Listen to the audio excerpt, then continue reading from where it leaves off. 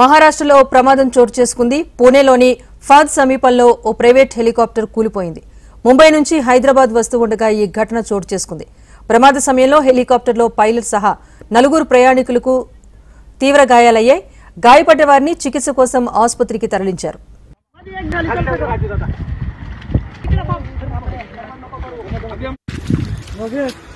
మహారాష్ట్రలో ప్రమాదం జరిగింది. పూణేలోని పౌద్ సమీపంలో ఓ ప్రైవేట్ హెలికాప్టర్ కూలిపోయింది.